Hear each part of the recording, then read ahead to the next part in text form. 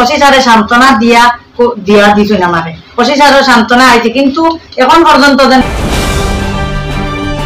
এই মুহূর্তে সব থেকে বড় খবর, স্বামী বাড়িতে না থাকায় মহিলার নিজস্ব রাস্তা দখল করে পাকা ঘর বানিয়ে নিচ্ছে এক ব্যক্তি। ঘরে কোনো পুরুষ লোক না থাকায় মহিলার সঙ্গে অশালীন আচরণ, ঠেলা ধাক্কা ও হুমকি প্রদান করে অভিযুক্ত ব্যক্তি।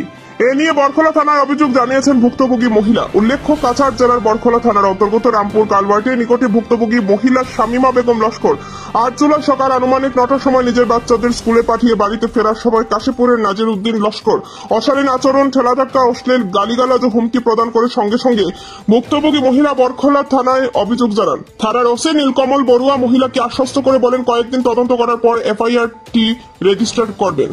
বর্তমানে মহিলা ভয়ার্ত অবস্থায় দিন যাপন করছেন। সোমবার সাংবাদিকদের সামনে বিষয়গুলো তুলে ধরেন ভুক্তভোগী মহিলা এবং সংবাদ মাধ্যমে প্রশাসনের কাছে অনুরোধ জানান যাতে তদন্তক্রমে বিহিত ব্যবস্থা করা হয়। আসসালামু আলাইকুম, আপনার একটা আমার দুঃখের বিষয় জানাইতাম। বড়খলার কালভার্ট পার্ট 3 নদীর নামে, আমার নাম হইল শামিমা বেগম লস্কর। তে নদীর নামে জায়গাটা আরো তারা লগে 2 জন আসন লইয়া দিছে আমারে, জায়গাটা 59 ফুট দিয়া।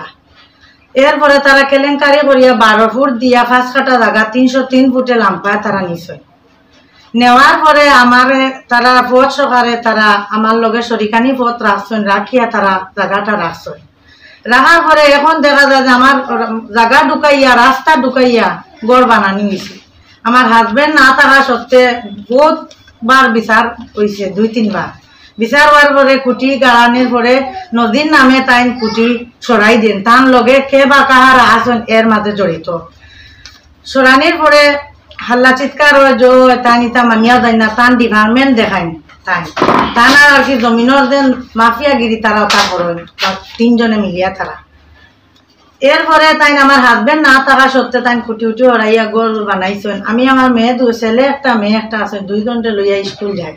ছেলে আবতী 2 বছর হয়েছে, মেয়ের 4 বছর চলে। 9টার সময় ইয়ে দেখি আমার ঢুকিবার রাস্তা বন্ধ করিয়া তারা রাখা। জিগার পরে নদীরে কইছে তার যারা খাস কথা তারা জিগা করছিল আমার রাস্তা বন্ধ কেন। তারা কইছেন যে না, তোমার আমটার মালিকে কইয়া দিচ্ছেন বন্ধ করবার লাগে। তারপরে মালিকরে দিয়া করলাম বলে আমি রাস্তা আমাইতাম না, গড় ঢুকিতাম না। কইছে না, ইনো গড় ঢুকা নাই, রাস্তার ঢুকা নাই। ওটা করিয়া টেলা ধাক্কা হয়েছে। হওয়ার পরে আমি সকালে 9টা হয়েছে, আমার পরে দিয়ে খেয়ে লইয়া যাইবার নাই, বাচ্চা একটা অসুস্থ। আমি স্কুল তাই মেয়ে লইয়া রাত্রে 8টার উঠতে আমি গেছি। যাওয়ার পরে ইদার দিয়াইছি, তারা কোন মেডিকেল করাইছেন, করাইয়া নিয়া তৈছেন পরের দিন আইবা বলে। পরের দিন আইছেন যেন তার কাজ শেষ হইয়া, নদীরের কাজ শেষ হওয়ার পরে নদীরে লইয়া আইছি। আইয়া আমার কথা না শুনিয়া নদীরের কথা শুনিয়া তারা গেছেন গিয়া। পরের দিন 10টার সময় বিচার হইয়া। এরপরে আরো 2 দিন 3 দিন বাড়াবার পরে আমি 8 তারিখ দিছি, আবার 11 তারিখ গেছি। যাওয়ার পরে ম্যাডাম রে কইলাম যে ম্যাডামের গাড়ি ঘুরা ফিরা দেখি ম্যাডাম কিন্তু আমার দাল লই না। ম্যাডাম রে গিয়া কইলাম যে আমার কেসটা কিতা হইলো, আপনি গেলা না, তদন্ত করলা না, কিচ্ছু করলা না। ম্যাডামে কইছেন জায়গা জমিনের বিষয়টা আমরা কিচ্ছু জানি না। হওয়ার পরে আমি কইলাম তে ম্যাডাম আমারটা রেজিস্টারে করিয়া দে। তাই ম্যাডামে কই না, বিচার করলে শেষ হইব না, নিজ করলে শেষ হয় বলে এত গিয়া বিচারা খাজ করে আমারে হুমকি টুমকি দে।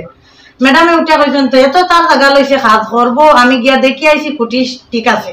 আবার পরে আমি কই দেন কুটি এদিকে সরাইছে, ফটো দিছি, ফটো দেখাইছি। এরপরে হে আমারে ডাকিয়া ইয়া কয় কিতা আইছে, কিতা করছো, যেন আমি টানা 20,000 দিয়া লইয়া আইছি, আমার কুচ্ছু করতে পারতাম না, আমি এমনি লইছি।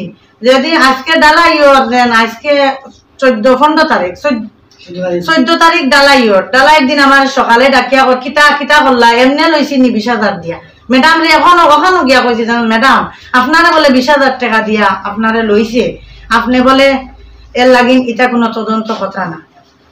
আমি একটা মেলু কইয়া 2 দিন করিয়া গেলাম। এর বাদে ফরিদা দিদিও ফোন করে কইলা, বিভিন্ন জনে ফোন করে কইলা তারা রেজিস্টারে করবার লাগে। তারা রেজিস্টারে করতে সময় করে দিস কে বা তাহারা এই বরখলার মধ্যে যেন জমিনের দলালগিরি করেন আর অত যেন মানুষের যেন জ করেন। ওনো আমি ওটা দিয়া দেখাইছি যেন ওনো আমার এফআইআর।